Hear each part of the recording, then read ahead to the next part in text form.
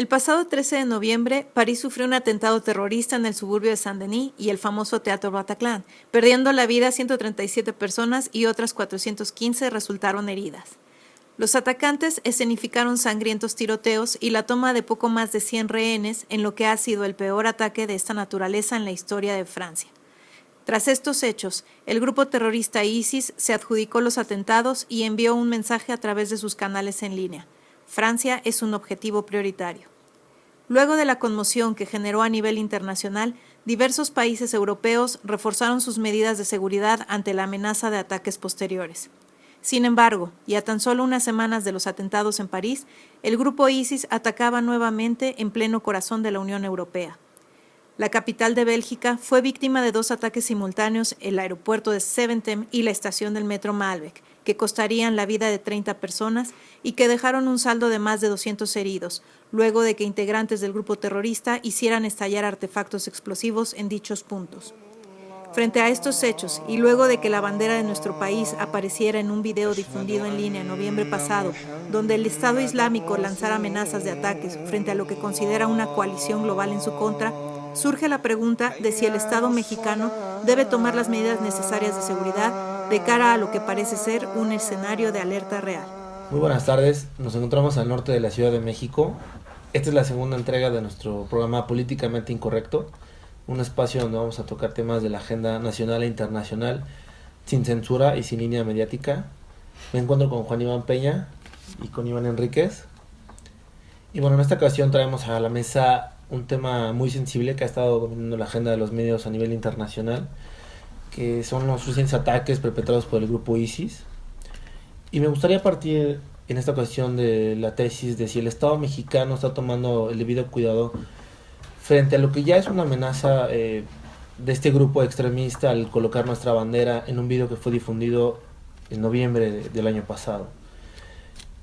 Quizás sería bueno comenzar por desfragmentar un poco lo que es el grupo ISIS. No sé si quisieras hablar un poco de ello, Iván.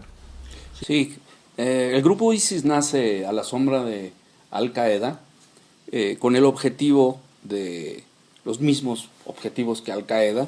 En principio, su líder, Abu Musab al-Zarqawi, posteriormente muere él y lo sucede Rashid al-Baghdadi, y a la muerte del mismo lo toma Abu Bakr al-Baghdadi, que es ahora el líder de este grupo.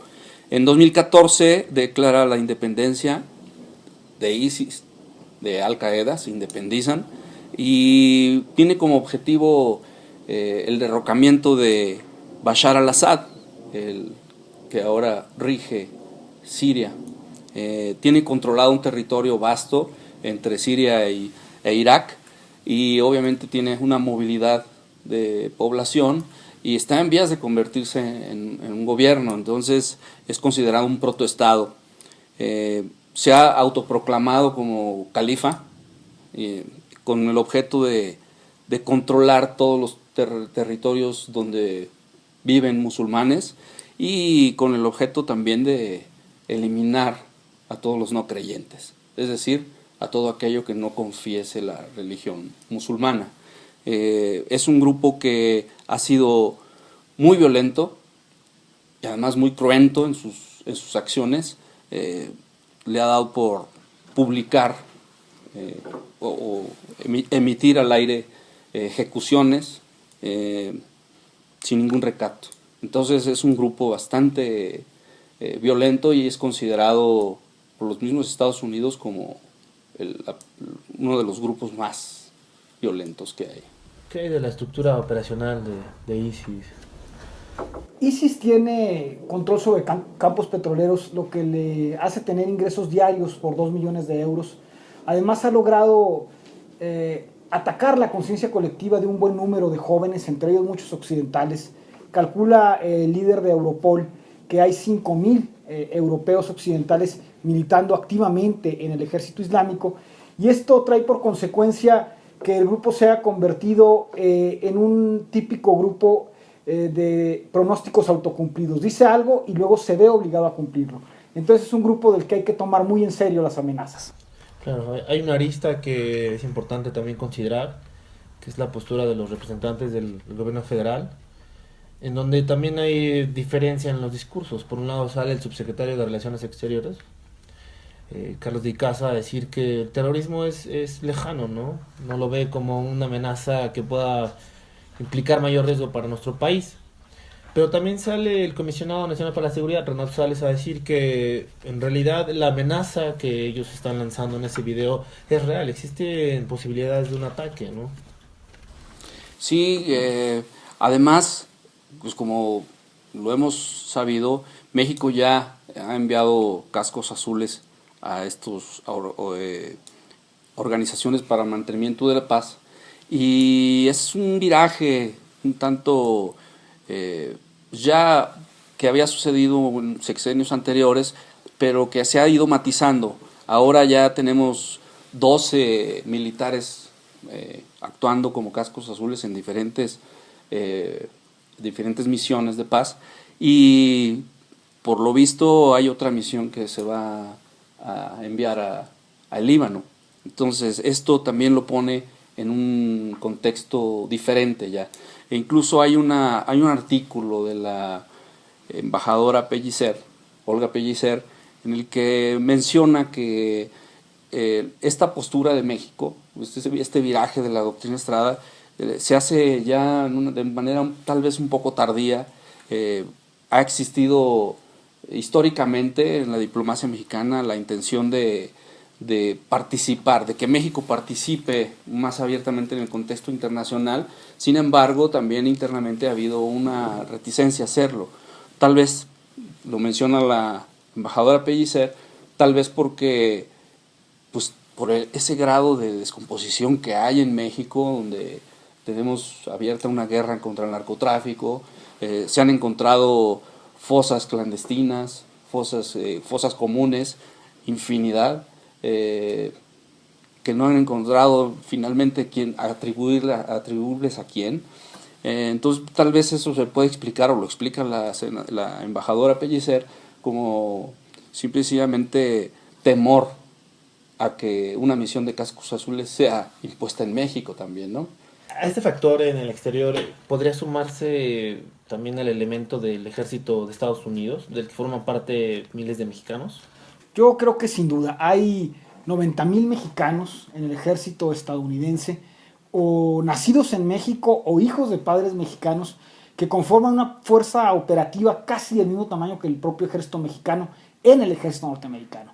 Y esto es un factor decisivo porque en las distintas intervenciones que los Estados Unidos han tenido en Medio Oriente, el elemento mexicano ha sido un elemento no solo visto, sino además protagónico. Me parece que si se trata de desmoralizar a parte de la tropa norteamericana, México surge como un objetivo ya no tan secundario, sino quizá de una clasificación mayor para ISIS, ¿no?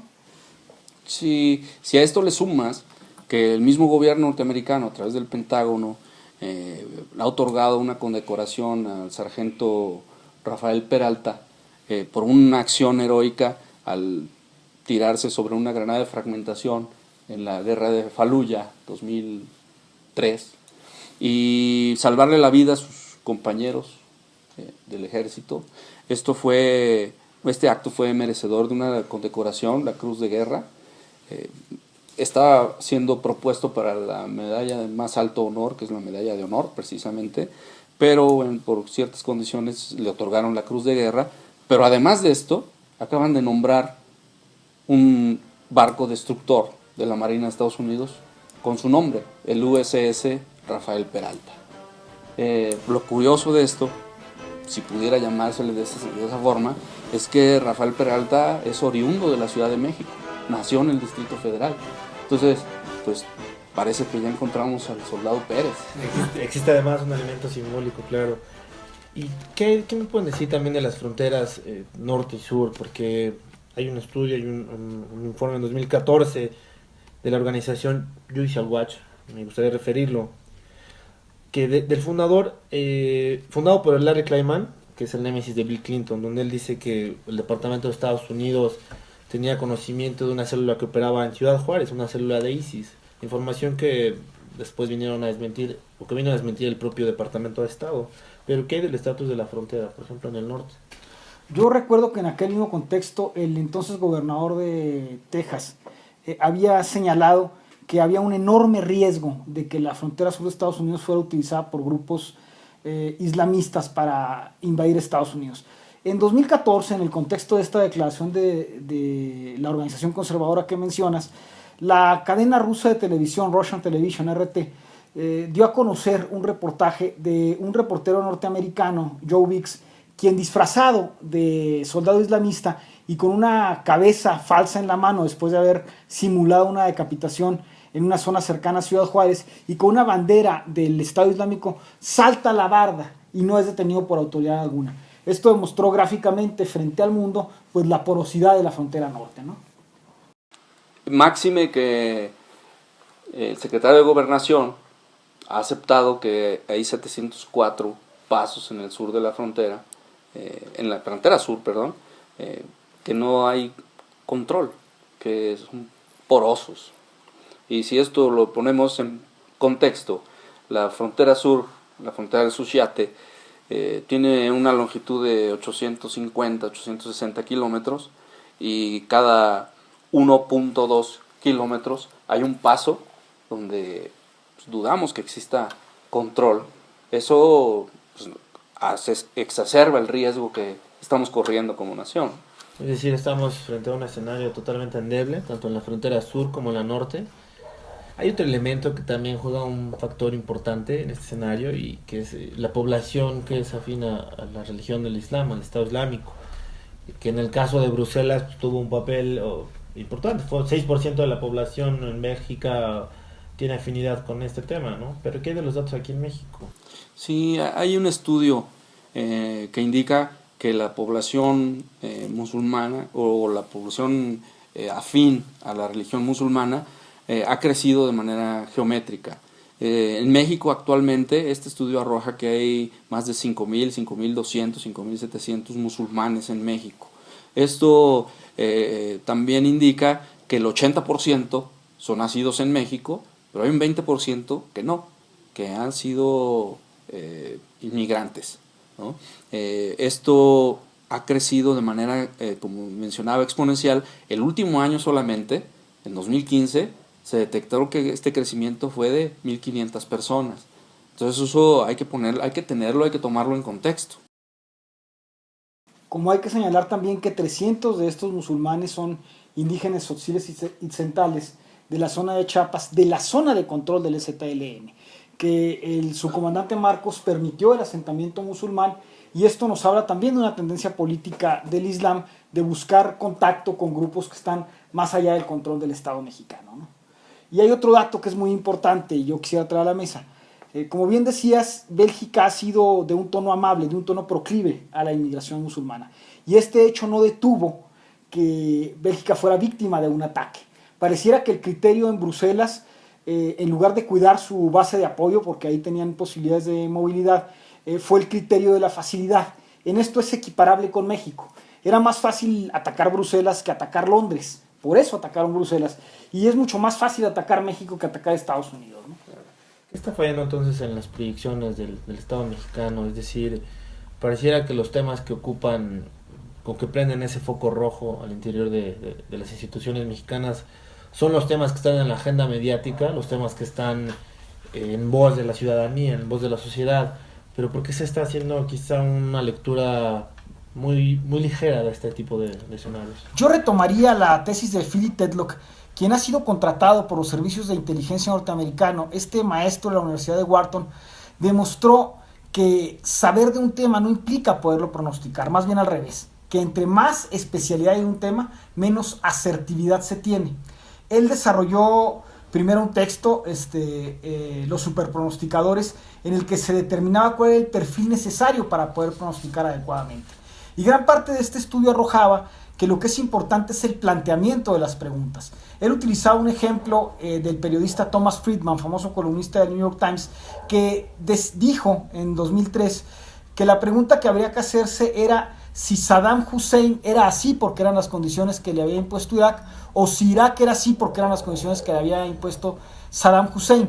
El énfasis que los servicios de inteligencia norteamericanos ahora hacen, y que creo que es lo que debemos empezar a hacer en México, es hacer las preguntas correctas.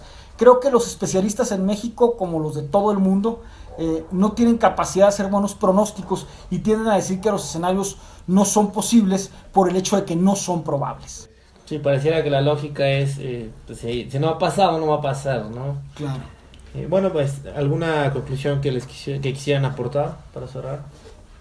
Bueno, al parecer, la situación como se está dando, todos estos datos que se han aportado, pueden de alguna forma indicar que la posible incursión del ejército islámico en México está presente.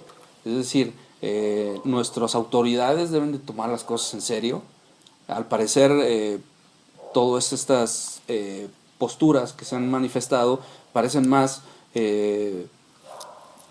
manifestaciones de banqueta, a bote pronto, pero la realidad es que hay que tomar esto en serio.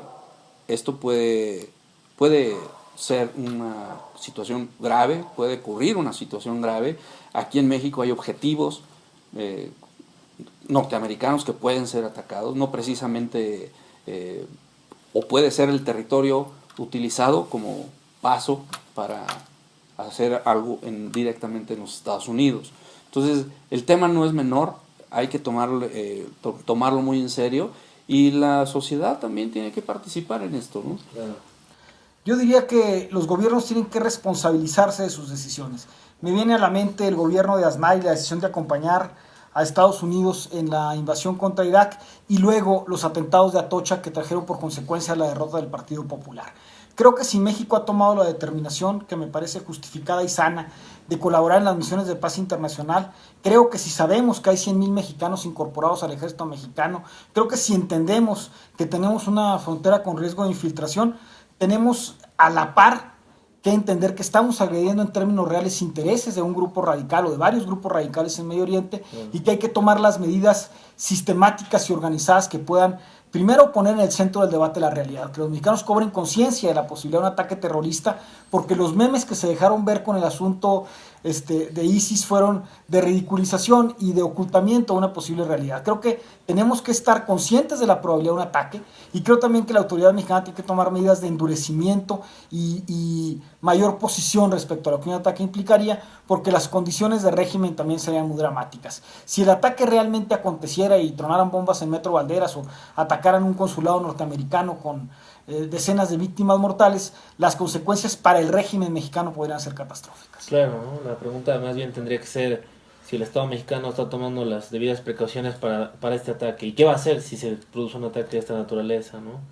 A mí me gustaría cerrar también con un texto que desarrolló Manuel Espino, expresidente de Acción Nacional, Yihadismo, una amenaza mundial que puede estar operando en México, donde señalaba él que 20 organizaciones asociadas con el narcotráfico colombiano y mexicano estaban en estrecha relación con grupos extremistas de Medio Oriente, lo que nos habla de que el fenómeno no está tan alejado como lo están viendo las autoridades de nuestro país. Valdría la pena hacer una reflexión más profunda. Y bueno, para ello nosotros vamos a compartir un documento, La amenaza de ISIS frente a México, desmoralizando al soldado Pérez, que va a estar disponible en nuestro sitio web www.connectionmexicoglobal.com. Y los invitamos a que nos sigan en nuestras redes, que nos escriban y que nos digan también qué tema les gustaría estar viendo en este espacio. Muchas gracias.